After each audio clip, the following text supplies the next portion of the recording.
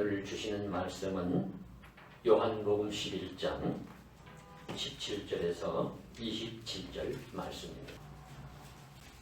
요한복음 11장 17절에서 27절 말씀을 봉독할 때에 귀하신 주님의 음성을 들으실 수 있기를 바랍니다. 예수께서 와서 보시니 나사로가 무덤에 있은지 이미 나으리라.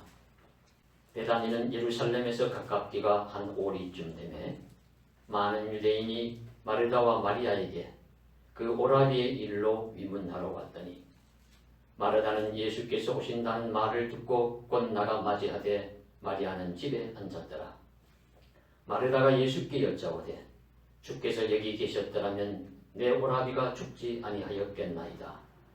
그러나 나는 이제라도 주께서 무엇이든지 하나님께 구하시는 것을 하나님이 주실 줄을 아나이다. 예수께서 이르시되 내 오라비가 다시 살아나리라. 마르다가 이르되 마지막 날 구할 때에는 다시 살아날 줄을 내가 아나이다. 예수께서 이르시되 나는 부활이요 생명이니 나를 믿는 자는 죽어도 살겠고 무릇 살아서 나를 믿는 자는 영원히 죽지 아니하리니 이것을 내가 믿느냐. 이르되 주여 그러하겠다. 주는 그리스도시요 세상에 오시는 하나님의 아들이신 줄 내가 믿나이다. 아멘. 어머니의 18번이 있습니다. 10번 중에 8번이나 9번은 이 말을 할 정도로 친숙하고 자주 한다 하는 뜻이 되겠습니다. 이 어머니의 18번 중에는 자식들에게 밥은 먹었니? 라고 묻는 질문입니다.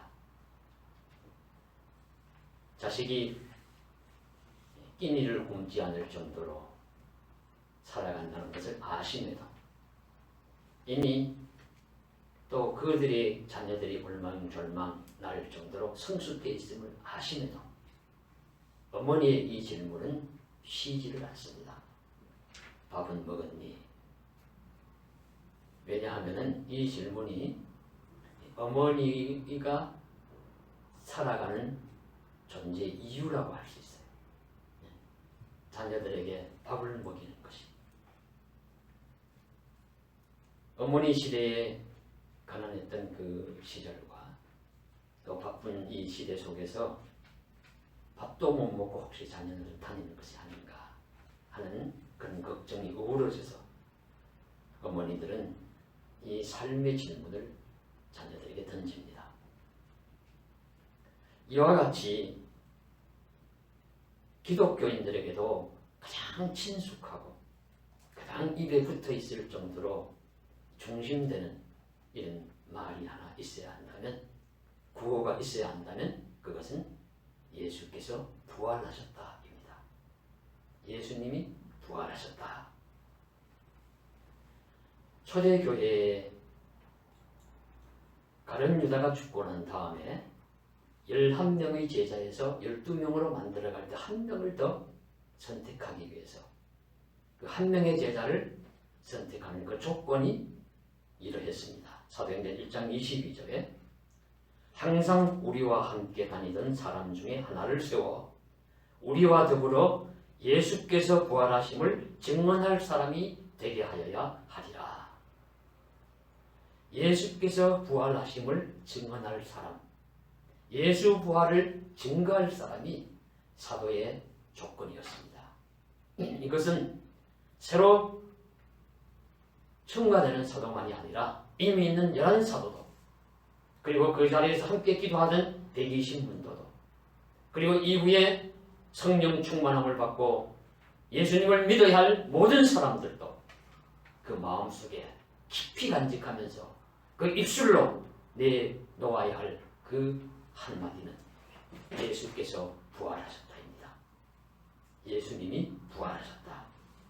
예수 부활을 증언하는 사람이 참 크리스찬입니다.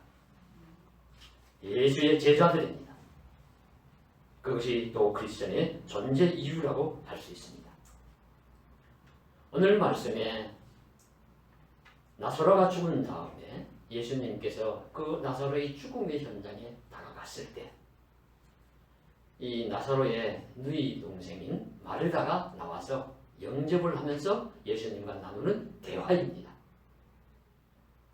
이때 불쑥 예수님께서 마르다에게 내 오라비가 다시 살아나리라 말씀을 하셨어요. 그러니까 아마 갑자기 생각지 못했던 대답을 마르다가 듣고서는 얼떨결에 나온 말씀이라고 보여집니다. 네, 우리 오라비가 마지막 날 부활에는 다시 살 것입니다. 이 말씀은 아마 경건한 유대인들이 그 당시에도 마지막 날 부활에 다시 살 것을 믿고 있었다 하는 것을 우리들에게 이제 가르쳐 주시는 것이고요. 그리고 지금 나사로가 다시 살아난다는 이건 소생 사건인데 예수님의 부활을 간다는데 다시 살아난다는 것을 믿지 못하고 그저 주님이 이후에 마지막 날 다시 살리실 것이다. 하나님이 그것을 이제 말씀하신 것을 대답했다고 보여집니다. 근데 예수님께서 이 마르다의 대답에 틀렸다고 말씀하시지 않으셨어요. 너 틀렸다. 그게 아니다. 그렇게 말씀하지 않으시고 주님이 그냥 첨가해서 그 마지막 날 부활이 아니라 새로운 부활의 뜻을 말씀해 주시기 위해서 유명한 그 말씀을 하신 겁니다. 나는 부활이요 생명이니 나를 믿는 자는 죽어도 살겠고 살아서 나를 믿는 자는 영원히 죽지 아니하리니 이것을 네가 믿느냐. 예수님의 나는 뭐뭐이다 하는 I am, 에고 에이미라는 말씀이 요한복음에 7번 나오는데 그 중에 중간에 들어있는 말씀이에요. 가장 중요한 말씀 중에 하나입니다. 핵심입니다. 나는 부활이요 생명이니. 이 말씀을 통해서 예수님께서는 부활과 생명이 이전에 알고 있던 것과는 더 첨가해서 더 놀라운 새로운 그 의미를 마르다에게 가르쳐 주시기를 원했던 것이고 오늘 말씀을 읽는 우리들에게도 그 뜻을 가르쳐 주시기를 원한 것이라고 봅니다. 그래서 오늘 2020년도 부활주의를 맞이하여서 오늘 예수님께서 말씀하신 나는 부활이요 생명이니라는 말씀을 묵상하고 좀 더 깊이 그 뜻을 나누고자 합니다. 우리가 먼저 부활해서 확증할 것은 예수께서 부활하셨다 하는 것을 건물의 토대와 같이 기초와 같이 확립해야 합니다. 히브리서 12장 2절에 믿음의 주여 온전하게 하신 인 예수를 바라보자. 우리는 예수님을 바라보면서 신앙생활을 하는 자들이거든요. 그러니까 예수님을 바라보면서 우리가 믿음의 길을 달려가야 합니다. 그런데 부활 이야기를 하면은 부활에 대해서는 이 세상에 그 누구도 초보자다 하는 것을 인정해야 합니다. 초보자입니다. 전문가가 없어요. 부활에는. 전문가가 되려면 자주 일어나야 되는데 자주 익숙해야 되는 이것은 그런 것이 아닙니다. 어젠가 그저께인가 어떤 일간지에 가톨릭의 가장 유명한 신학자라고 하면서 이 부활에 대해서 이렇게 인터뷰를 한 기사를 보았는데 그분도 보니까 부활에 대해서는 아주 막 정신이 없다. 우리가 생각하는 제가 믿는 부활과는 좀 달리 말씀하는 것을 보았어요. 유명한 사상가도 아무리 훌륭한 목회자도 어떤 과학자도 어떤 영성가도 이 부활에 대해서는 초보자들입니다. 물론 저와 여러분도 초보자들. 초보자라는 사실을 인식하고 겸손하게 하나님 말씀 앞에 말씀이 전해주는 대로 우리가 그 부활 예수에 대해서 따라가 보는 것입니다. 그 길을 따라갈 때 무엇을 알 수 있느냐 하면 처음 예수님의 부활을 목격한 사람들, 목격자들의 그 반응이 어떠하냐 할 때 그들은 놀랐고 충격을 받았고 그리고 그들은 두려워했고 무서워했고 그리고 또한 그 사실을 믿지 않았습니다. 이번 기회를 맞이해서 제가 복음서에 나오는 예수님의 부활하신 그 내용들을 좀 자세히 한번 읽어보았습니다. 마태, 마가, 누가, 요한복음 읽어보았어요. 자세히 읽어보았어요. 마태복음에는 군병들이 예수님의 무덤을 지키던 군병들이 예수님의 부활 사건이 일어났을 때 부활하신 예수님을 그들은 보지는 못했지만 그 사건의 와중 속에 있으면서 그들이 이제 느꼈던 것이 무엇이냐 하면은 천사가 내려와 돌을 굴려내고 그 위에 앉았는데 지키던 자들이 무서워하며 떨며 죽은 사람같이 되었다. 예, 얼마나 놀랐는지 떨며 무서워하며 죽은 사람처럼 되었더라. 너무 큰 충격을 받은 거죠. 예수님 무덤을 찾아갔던 여인들은 역시 무서워하면서 또한 예수님이 부활했다는 소식을 듣고서는 기뻐했습니다. 예, 병행하는 데 감정이 무서움, 두려움도 있고 기쁨도 있고. 마가복음에서는 놀람과 두려움과 믿지 않음이 또 함께 나타납니다. 그래서 천사가 이야기를 해주고 또 그걸 부활 예수님이 나타나셔서 막달라 마리아에게 보여주셨을 때 막달라 마리아가 빨리 달려가서 여러 모인 제자들에게 이야기해도 허탄한 이야기를 하는 듯이 제자들이 그 말을 믿지 않았다. 놀랍고 두려워하고 무서워하고 믿지 않음. 그리고 이 요한복음에서는 막달라 마리아에게 예수님이 나타났을 때 막달라 마리아가 못 알아봐요. 예수님이 주님인 줄. 그것은 무슨 말씀이냐면 기대하지 않았다는 겁니다. 설마 살아날 것이라고는 다시 기대하지 않았다. 그러니까 이 제자들의 반응은 놀랍고 두려워하고 충격받고 무서워하고 기대하지 않고 믿지 않고 이런 것이 부활을 처음 목격한 사람들의 이 반응입니다. 그러니까 처음 예수님의 부활 무덤을 달려갔던 여인들도 예수님의 죽으심에 대해 장사에 대해서 소위 말하면 그 시체가 됐었거나 상하지 않도록 혹시 무덤 문이 열렸으면 그렇게 봉사하러 간 것이지 부활 예수님을 확인하러 간 것이 아니에요. 그렇게 달려갔고 역시 또 나타났을 때도 잘 믿지 못했고 그들이 하물며 그랬는데 수많은 인생의 죽음과 죽음의 한복판에 있는 우리들이 부활했다는 사실을 어찌 쉽게 받아들이고 믿을 수가 있겠습니까? 그런 점에서 이 부활은 누구에게나 이 초보자일 처음 대하는 것 같은 낯선 것일 수가 있는 것입니다. 두렵고 우리도 놀라고 경이롭고 믿지 못하는 것이 당연해요. 그러나 거기서 머무르는 것이 아니라 이 처음 목격자들은 그 다음에 예수님의 부활을 확실히 믿는 사람들로 변해갑니다. 그래서 사도행전에서는 예수 부활하셨네 하는 것을 증거하면서 생명도 아끼지 않는 사람들이 되었습니다. 어떻게 그렇게 될 수가 있었을까요? 그것은 바로 예수님을 목격했기 때문입니다. 예수님의 부활을 살아나심을 눈으로 몸으로 삶으로 체험을 했고 그리고 그 체험한 사람들의 이야기를 들었기 때문이고 듣고 믿었기 때문입니다. 그래서 어떤 일이든지 우리가 어떤 일을 확신하려면 증거가 있어야 되고 증언이 있어야 돼요. 그리고 증거와 증언을 또 믿을 수 있어야 되죠. 그런 신빙성 있는 증인과 증거들이 있어야 하는 것입니다. 예수님께서도 부활하셨을 때 그 증거가 무엇이냐면 빈 무덤입니다. 빈 무덤. 아이고 예수님 빈 무덤은 제자들이 그냥 시체를 훔쳐 옮겨놓고 부활했다고 했는지 모르지 않느냐. 그거 이미 헤롯이나 그 로마에서도 예상하고 무덤 굳게 지켰다고 했어요. 병사들이. 오히려 무덤문을 굳게 지킨 것이 우리들에게는 부활의 산 증거가 되는 거예요. 그런 일은 없었다. 그냥 살아나셨다. 그리고 요한복음에 보시면은 머리를 쌌던 수건과 또 몸에 입었던 세마포가 그 예수님이 부활하신 그 자리에 놓여 있었다. 그냥 시체를 가져가면 그냥 들고 가지. 예, 그거 이렇게 풀어가질 리가 없잖아요. 이거 무슨 뜻이냐면 예수님께서 몸으로 부활하셨다 하는 것을 증거하는 것입니다.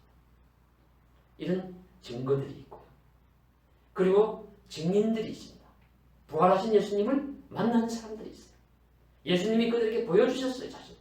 막달라 마리아에게 보여주셨고 엠마오 도상에 두 제자를 만나주셨고 요한복음에 11제자들이 방에 있을 때 2번이나 찾아오셨고 그때 여기 의심 많은 도마는 나는 허리에 창자옥에 손을 넣고 손에 못자옥에 손을 넣고 자꾸 믿지 못하겠노라. 그래서 주님이 나타나셔서 말씀하시니까 나의 주 나의 하나님이요 하면서 믿는 말씀이 나옵니다. 그리고 디베라 바닷가에서 7 제자가 예수님 만났고, 그리고 사도행 1장에 보시면 많은 사람들이 보는 가운데서 하늘로 승천하셨고, 그래서 이런 말씀들을 다 요약을 해서 우리 사도 바울이 고린도전서 15장 4절에 이렇게 말씀하십니다. 게바에게 12제자에게 500의 형제들에게 그 후에 야고보에게 또 모든 사도에게 그리고 만삭되지 못한 나 바울 자신에게도 주님은 자신을 보여주셨다고 증거하고 있습니다. 즉 성경은 예수께서 죽으시고 부활하셨다는 증거와 증인들의 증언을 하고 있습니다. 예수님은 마지막 날 부활하신 것이 아니라 3일 만에 부활하신 것입니다. 영으로만의 부활이 아니라 신비한 몸으로 부활하셨다는 것입니다. 이 세상에서 실제로 몸으로 부활하셨다는 것이 우리 기독교 부활신앙의 기초라고 할 수 있습니다. 그래서 사도행전의 제자들이 성도들이 가장 중심되는 선포로 예수 부활하셨네, 예수 부활하셨네 증언한 것입니다. 오늘 우리들도 성경을 믿음으로, 성경이 말씀하시는 증거와 증인들의 증언을 믿음으로 이 성경의 말씀을 믿도록 역사하시는 성령의 도우심을 받아서 부활하신 예수님은 분명히 사흘 만에 부활하신 예수님, 몸으로 부활하신 예수님이라는 사실을 굳게 믿을 수 있는 저와 여러분 되시기를 간절히 소망합니다. 그러면 이 부활의 의미를 이번에 어떻게 받아들이느냐 하는 것을 보겠습니다. 부활했다는 의미를 이런 의미들로 사용을 하는데요. 하나는 어떤 위기를 벗어나거나 어떤 목적을 이룰 수 없는 어려운 상황이었는데 기적적으로 그 상황을 벗어나고 어떤 목적을 달성했을 때 부활했다 하는 말을 사용하기도 합니다. 제가 신학교 다닐 때 학교 이전 문제로 학내 사태가 나서 시험을 보지 못하고 학사 일정이 좀 마비가 되었습니다. 그래서 학기 말이 되니까 어떤 시험을 못 본 과목 중엔 F 학점들이 많이 나오고, 그래서 658 학생들이 많이 생기게 되었어요. 근데 그렇게 658 상황이 처했다가 어떻게 조금 이렇게 되어서 또 다시 구제받는 학생들도 생기게 되었는데, 그때 6될 줄 알았는데 구제받는 학생을 향해서 우리가 부활했다고 불렀습니다. 그래서 부활김도 있었고 부활갑도 있었고 부활이도 있었습니다. 지금 선거철인데 어떤 후보자가 지금 지지율이 낮게 나와서 도저히 안 될 것이라고 생각을 했는데, 만일에 결과적으로 이 선거에서 되어서 의원이 된다면 그 사람이 아이고 나는 부활했다 이렇게도 이야기할 수 있는 경우입니다. 이런 것은 예수님의 부활은 아니죠. 좀 어려운 사건, 어려운 일들이 좀 신비하게도 그냥 상황을 많이 초월해가지고 그걸 이루어졌다, 성취했다 할 때 사용하는 그런 경우지, 자기를 위해서는 좋은 의미임에 틀림없어요. 그러나 예수님의 부활의 의미는 아닙니다. 두 번째로, 사람들은 마음속에 사라진 어떤 사람이나 그가 가르치는 교훈이나 그리고 그 사상 등이 다시 살아나는 경우에, 살아있는 어떤 사람들이 마음속에 다시 살아나는 경우에 그것을 부활이라고 부르기도 합니다. 이것은 실제적인 부활이 아니라 정신적인, 교훈적인 되살아남입니다. 제가 직접 읽고 확인한 바로는 아놀드 토인비의 역사의 연구에서 토인비는 예수님의 부활을 그렇게 설명을 했습니다. 예수 부활은 제자들의 마음속에 예수의 가르침이 다시 살아나는 것을 의미한다. 이것은 예수님의 부활에 대한 그 의미에 대한 해석일 수 있어요. 그러나 실체적인 증거는 아닙니다. 예수님은 오늘 우리가 우리 뒤에 교동문에서도 부활 교동문에 읽어본 것처럼 영은 살과 뼈가 없으되 나는 있느니라 그렇게 말씀하셨고, 그리고 예수님은 3일 만에 부활하심으로써 살아있는 몸으로서 그 빈 무덤을 뒤로 하고 몸으로서 부활하셨다는 것을 증언을 하셨습니다. 보여주셨습니다. 그러니까 정신적으로 다시 살아나고 그 교훈적으로 다시 살아나서 그 교훈을 붙들고 정신으로 다시 살아난다는 것은 유익한 교훈이면 틀림없지만, 그러나 예수님의 부활을 실체적으로 증거하는 말은 아니다 하는 것이죠. 우리는 예수님의 부활을 몸으로 다시 살아나신 예수님의 부활을 믿습니다. 대부분의 인간은 죽고 묻히고 사람의 부활하고 달라요. 우리가 부활한다는 것은 우리는 죽음을 맛볼 것이고, 그리고 죽음 후에 영원하도록 하나님과 함께 하나님의 나라에서 영생하도록 살아가고 생명을 얻는 것을 부활이라고. 아니면 또 그렇지 아니하면 소수 어떤 사람 중에는 살아있을 때라도 마지막 종말이 되어서 주님이 오신다면 살아서 하늘나라가 소수가 있겠지만은, 그러나 대부분은 마지막 날 부활 때도 다시 살아나서 주님과 함께 살아가는 그 부활이지만, 주님이 부활하신 그 부활은 이 유구한 역사 속에서 단 한 번 있었던 그런 몸으로서 다시 살아난 그 부활 선녀님 되셨다는 말씀입니다. 그것을 성경은 우리들에게 증거해 주시고 있습니다. 그래서 그 사실 때문에, 그 사실을 믿기 때문에 사도행전의 제자들이 예수 다시 살아나셨다고 확신을 믿고 자기 생명까지 바치면서 그렇게 증거했지요. 그냥 정신적으로 살아난 것 때문에 온 제자들이 다 모여가지고 자기 생명을 바치면서까지 그걸 증거하겠습니까? 주님은 정말 살아나셨습니다. 주님은 몸으로서 다시 살아나셨고 그 사실을 우리들에게 믿게 하시려고, 그 사실의 뜻이 무엇인가 알게 하시려고 마르다에게 나는 부활이요 생명이니 나를 믿는 자는 죽어도 살겠고 살아서 나를 믿는 자는 영원히 죽지 아니하니 내가 이것을 믿느냐 말씀하신 것이라고 봅니다. 그래서 이 예수님의 이 부활 사건을 몸으로 살아나신 것을 믿는 것, 이 부활 신앙의 토대예요. 그래서 어떤 목사님은 이 예수님의 부활 사건을 하나님의 승부수다, 하나님의 승부수다. 하나님이 사망 권세 이기게 하시려고, 이 세상에 구원을 주시려고, 이 세상에 마귀 사탄 모든 권세, 모든 해망 것 다 이기려고 하나님이 예수님을 통해서 일으키신 하나님의 승부수가 예수 부활이다. 이렇게 설명하시는 분도 있습니다.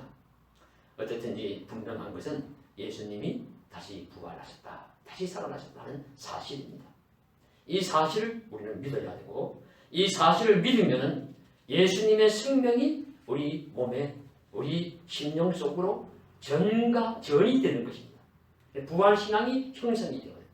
그러면 우리 삶이 변화될 수 있고, 우리가 살 때도 일반 사람들처럼 이제는 죽음을 대해도 죽음이 그렇게 두려운 것만은 아니고, 모든 삶에 있어서 신앙생활을 하는데 나약한 것이 아니고 이제 힘을 얻게 되고 용기를 얻게 되고, 내가 죽더라도 다시 살아날 것이라는 그 부활신앙이 확실함으로써 믿음으로, 소망으로, 은혜로 더 강력하게 살아갈 수 있는 그런 믿음의 사람이 될 수가 있는 것입니다. 그래서 오늘 살아가는 우리들의 중요한 문제는 무엇이냐 하면은, 죽음 이후에 부활한다는 사실을 믿는 것도 중요하지만 그 이전에 내 살아있을 때 부활신앙을 가지는 거예요. 이 부활신앙이 어떤 것이냐 하는 것입니다. 예수님이 나는 부활이요 생명이라는 선언하신 이 말씀의 뜻을 분명히 깨닫고 그 주님의 부활을 내 몸으로 체득하는 것입니다. 그래서 그것은 부활 예수님의 생명을 통해서 현재 지금 육으로 살아가는 순간에도 하나님과 우리들과 유기적인 관계, 밀접한 관계, 뗄래야 뗄 수 없는 관계를 유지하는 삶을 살아갈 수 있도록 해준다는 이 사실입니다. 삶의 변화와 힘이고, 이것이 죽음도 이기는 생명의 힘을 의미합니다. 부활신앙은 그런 힘을 제공합니다. 예수님은 부활이요 생명이라는 말씀은 이 말씀을 붙잡고 살아가는 성도의 삶에 대해서 유진 피터슨이라고 하는 영성신학자가 구약성경에 시편 116편 3절에서 9절을 중요한 본문으로 제시하면서 설명하는 것을 보았습니다. 그 시편 116편 3절에서 4절에서 9절 말씀은 그 정황이 어떤 정황이냐면 사망, 죽음이 정황이에요. 이 사망의, 그러니까 사망의 줄이 나를 부르고 이렇게 시작을 합니다. 그 다음에 세월의 고통, 그리고 사망에서, 눈물에서, 넘어지면서 나를 건지셨습니다. 환난과 슬픔에서 나를 붙들어 주셨습니다. 이렇게 이제 말씀함으로 살아가는 사람들의 땅이 매우 위험한 곳이다 하는 것을 먼저 증거를 해요. 살아있는 사람의 땅은 낙원이 아닙니다. 좋은 휴양지가 아니에요. 너무 위험한 곳이고 너무 고통이 많고 눈물이 많은 곳입니다. 우리가 살아가는 세상은 전쟁이 있고요. 그 다음에 기근이나 홍수가 있고 생각지 못했던 많은 사고들이 있고 또 질병들이 있는 곳입니다. 그거 우리 지금 확 체험하면서 살아가지 않습니까? 어제 12시까지 코로나19 전염병의 피해 집계를 보니까 이러했습니다. 우리 한국은 확진자가 1,500명이고 사망자가 211명이었습니다. 전 세계적으로는 확진 환자가 160만여 명이고 사망자가 10만 1,454명이었습니다. 아직도 세계적으로 지금 많이 확산되고 있는 상황이죠. 과학기술이 극도로 올라갔다. 정보기술이 세계를 지금 하나로 묶어주고 있다. 의료기술이 첨단기술이다. 이렇게 자랑하는 이 시대에 작은 바이러스, 눈에 보이지 않는 병균이 횡행함으로써 이 세계가 지금 무너져 내리고 있습니다. 우리가 확인하지 않습니다. 저는 좀 혼자 나름대로 생각하면서 중국 하나님을 불신하는 세계, 중국 그 당에서 먼저 일어났고 또 우리나라에서는 이단이라고 하는 그 창궐하는 그런 것이 또 그런 신천지에 가장 큰 타격을 주고 그 다음에 그것이 또 이탈리아 세계 문화유산에 가장 많은 문화 유적들이 모여있는 그곳에 가장 또 큰 피해를 주다가 이제는 가장 잘 사는 나라 미국, 그것도 최고의 도시라고 하는 뉴욕에 하루에 1,000명씩 죽어나가는 그런 지금 일이 벌어지고 있는 것. 인간이 자랑하고 인간이 그렇게 의식되는 그런 것들이 한순간에 다 무너질 수 있다는 것을 보여주는 경험이 아니냐. 홀로 혼자 그렇게 생각을 하면서 이렇게 많은 슬픔과 아픔들. 우리나라도 그랬다고 하잖아요. 부부가 다 확진자가 되어서 서로 다른 병동에 있는데 남편이 돌아갔다는 소식을 듣고서는 부인이 거기 가지도 못하고 얼굴도 보지 못하고 그렇게 장례를 치러야 되는 그런 사연이 있는가 하면 지금 한참 지금 우리 인터넷이나 신문에 나오는 뉴욕 근처에 하트섬이라는 무인도에 그냥 소나무 가득 층층이 쌓아놓고 집단 매장을 하는 그런 모습들을 우리가 보게 됩니다. 이런 식의 죽으면 조남한 죽음은 생각할 수가 없어요. 조남한 죽음조차도 되지 못해요. 인간이. 그런 세계 속에서 우리가 살아갑니다. 이런 세계 속에서 부활에 대한 신앙은 얼마나 중요한 것입니까? 얼마나 귀한 것입니까? 죽는다고 하더라도 다시 살 것이요 영원히 하나님 나라에서 살아갈 것이라는 이 사실은 우리들에게 큰 힘과 믿음과 소망을 주는 줄로 믿습니다. 이것을 토대로 하여 기독교인은 부활신앙을 가집니다. 예수 부활의 힘이 사망과 고통이 만연한 세상에 활동할 수 있다는 것을 믿음으로 받아들이는 것입니다. 부활신앙은 예수 부활의 힘이 오늘날 이 어두운 세계에서도 이 죽음의 세계에서도 분명히 활동하고 계신다는 사실을 믿는 것입니다. 나는 부활이요 생명이니 라는 말씀하신 우리 예수님이 하나님과 우리의 관계, 생명의 관계를 이어주고 우리 삶의 소망을 주어서 마른 뼈와 같은 인생조차도 다시 살아날 소망을 가지고 살아날 힘을 얻게 하여 주시는 줄로 믿습니다. 동시에 이것은 예수 부활을 믿는 성도들이 현재도 이런 세상에서 살면서도 다시 살아난 부활 예수를 의지하여 오늘도 주님과 함께 사는 삶, 내일도 주님과 함께 사는 삶, 하나님과 교통하는 삶을 살면서 영원까지 이어지는 생명의 삶을 살아내라는 주님의 명령이요 요청이기도 한 것입니다. 그래서 시편 116편 9절에 시편 기자는 내가 살아있는 자의 땅에서 생명 있는 자의 땅에서 여호와 앞에서 살리로다. 내가 산 자의 땅에서 하나님 앞에서 살리로다. 그렇게 외치고 있습니다. 우리는 이 죽음과 눈물과 탄식의 땅에서 희망을 가지고 예수님이 부활하셨기 때문에 그렇게 살아갈 수가 있는 것입니다. 부활신앙입니다. 그래서 부활신앙은 내일 이후에 영원한 하나님의 나라에서 살아가는 것도 있지만은 오늘 이 자리에서도 그 부활신앙을 가지고 낙심하지 아니하고 절망하지 아니하고 그 고통, 마귀, 사탄의 시험 속에 빠져서 침몰하지 아니하고 살아가는 그 힘, 그것이 부활신앙, 주님이 우리에게 주시는 은혜의 말씀인 줄로 믿습니다. 이것은 그런데 특별한 것이 아니에요. 우리가 지금 열심히 신앙생활 하신다면 살아가는 그 삶을 계속해서 살아가면 됩니다. 그분과 함께 생명 주시는 하나님과 함께 죽음을 정복하는 그리스도의 생명을 풍성하시게 하는 성령과 함께 예배하면서 살아가는 삶입니다. 생명의 말씀을 묵상하고 가난하고 약한 자들을 일으켜 세워주고 병든 자들을 돌아보고 눈물로 기도하면서 하나님 은혜 가운데 살아가면 그 부활 신앙의 삶을 우리들은 살아가고 있는 것입니다. 정의를 사랑하고 정의를 지키며 원수를 사랑하고 모든 삶 속에서 하나님의 영광을 위해서 살아가는 그 삶, 부활신앙의 삶입니다. 지금도 살아계신 예수를 믿는 믿음으로 예수와 함께 감당하며 이 삶을 살아간다면 저와 여러분은 지금 부활신앙을 살아가고 있는 줄로 믿습니다. 중요한 것은 신선함을 잃지 않는 것이에요. 생명력을 잃지 않는 것입니다. 우리 자칫하면은 금방 생명력을 잃어버리거든요. 그래서 예수님을 처음 만나고 기쁠 때 막 너무 열심히 하다가 세월 가면 오히려 이렇게 시들해지는 생명력을 잃어가는 것이죠. 처음 신앙보다 못해요. 먼저 된 자 나중되고 나중된 자 먼저 된다고 그저 먼저 되었지만 나중된 자 자꾸 끄트머리가 있는 것과 같을 수가 있죠. 그러니까 신선한 생명력을 잃어서는 안 됩니다. 이것도 또한 부활신앙이니까 예수님께서 부활이요 생명이라고 말씀하신 것입니다. 처음 말씀을 드릴 때 어머니가 밥은 먹었니?